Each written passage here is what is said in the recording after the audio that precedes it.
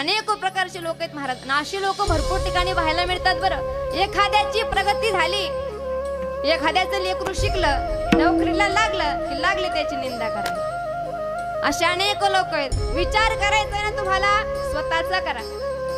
आपण काय करतो?